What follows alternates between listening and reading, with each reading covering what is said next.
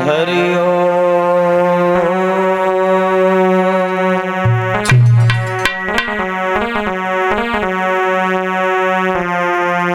ओम भूर्भुवः स्वः तस्वितुर्वरेण्यं भर्गो देवस्य धीमहि धियो यो नः प्रचोदयात्।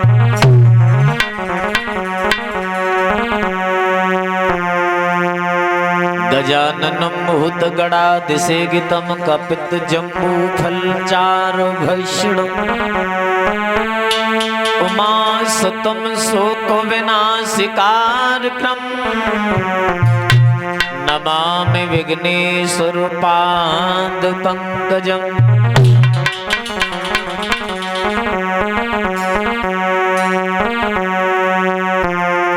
मेरे मन में है ओम ओम, मेरे तन में है ओम ओम। यदि हम मर जाएं तो मेरे मरघट पे लिखवा देना ओम ओम।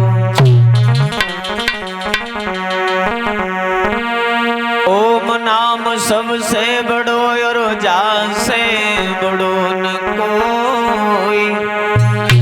जो जाको सुमिरन करे सुसुंदया तुमाहो।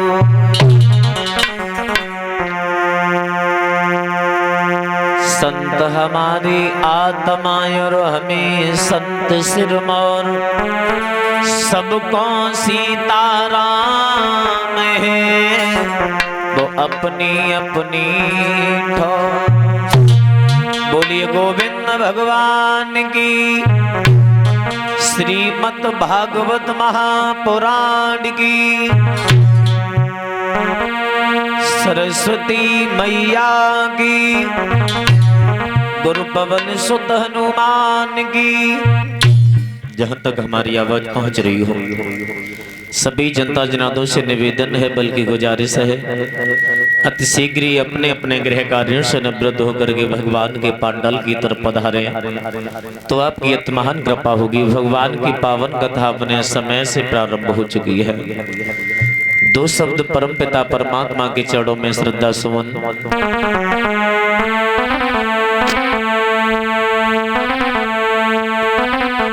कि हम विनती करूं तुम्हारी है तुम देश नागरे बाली माँ।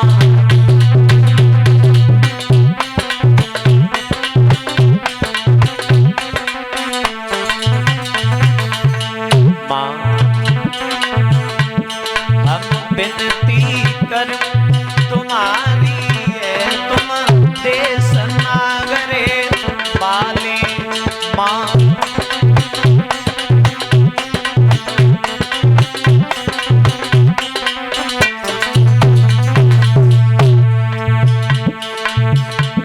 अरे मैया भवन बनुए जाली को दुर्गे भवन बनुए जाली को।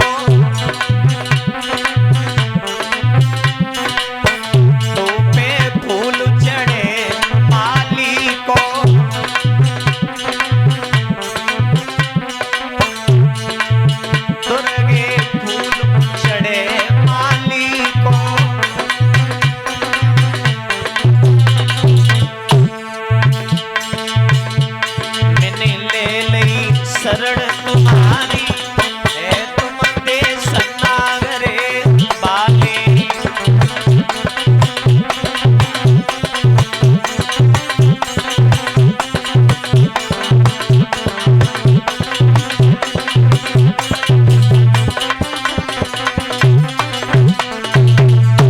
हम विनती करो तुम्हारी है तुम देश नागरे बाली।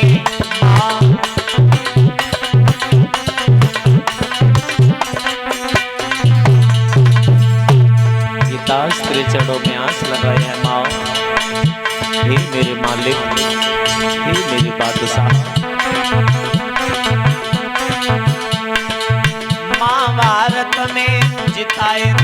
पंडा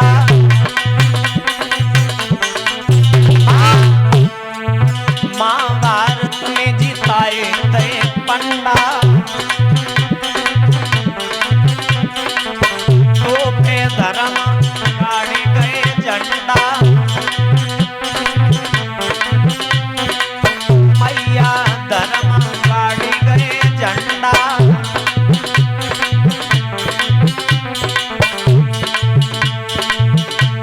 अब ले लई शरण तुम्हारी है तुम देश नागरे बाबे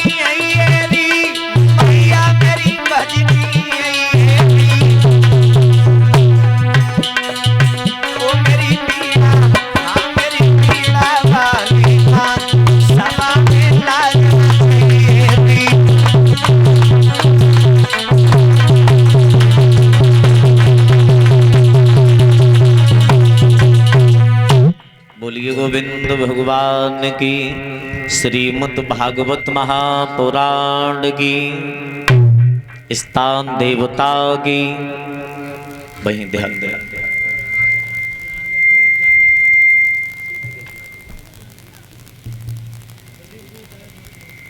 जहाँ तक हमारी आवाज पहुंच रही हो सभी जनता जनार्दन से निवेदन है बल्कि गुजारिश है अतिशीघ्र ही अपने अपने गृह कार्य से निवृत्त होकर के भगवान के पांडाल की तरफ पधारे तो आपकी महान कृपा होगी।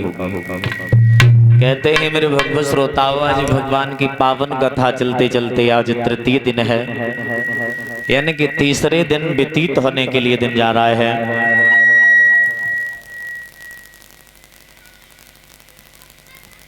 कल बताया था किस प्रकार से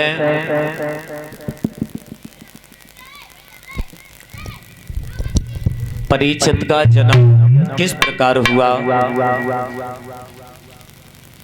परीक्षित महाराज का विवाह किस प्रकार हुआ, परीक्षित को श्राप किसने दिया,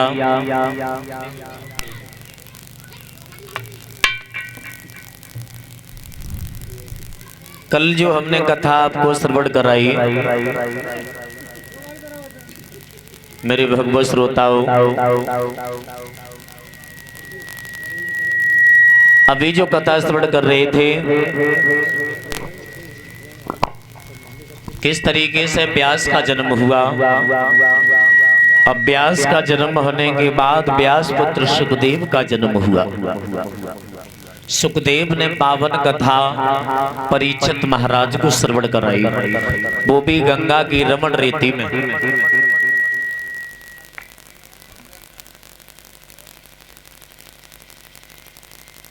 सुखदेव का जन्म हुआ। सुखदेव, ये नाम सुखदेव क्यों पड़ा? और भी नाम रख सकते थे।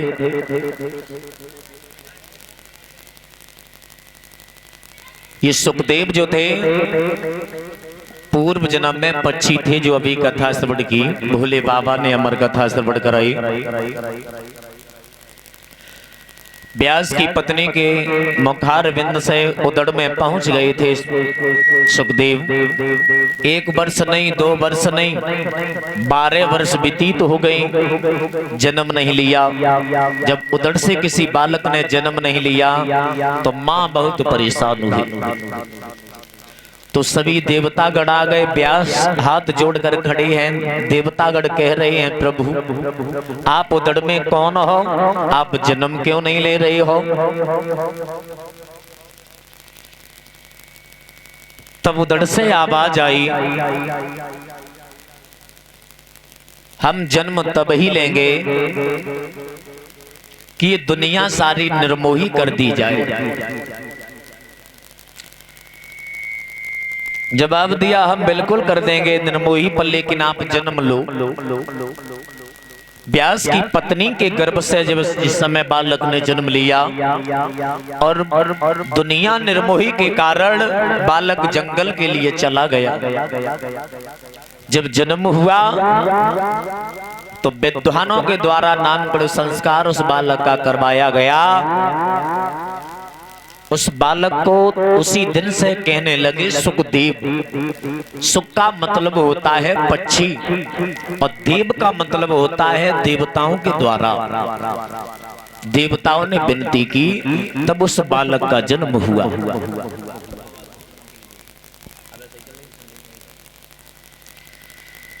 मेरे भगवत श्रोताओं,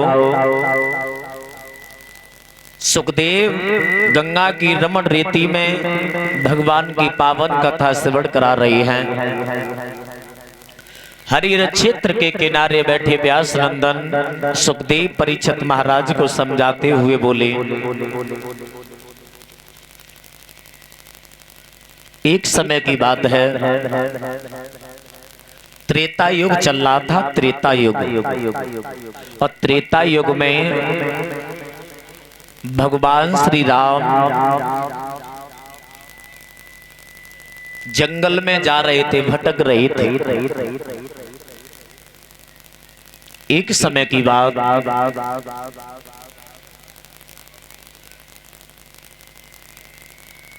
भगवान राम छोटे भ्राता लक्ष्मण मैया सीता की खोज करने के लिए जंगल में भटक रहे हैं, रो रही हैं। सुखदेव परीक्षित महाराज को श्रवण करा रहे हैं। जब सुखदेव परीक्षित को भगवान श्री राम के बारे में वर्णन किया,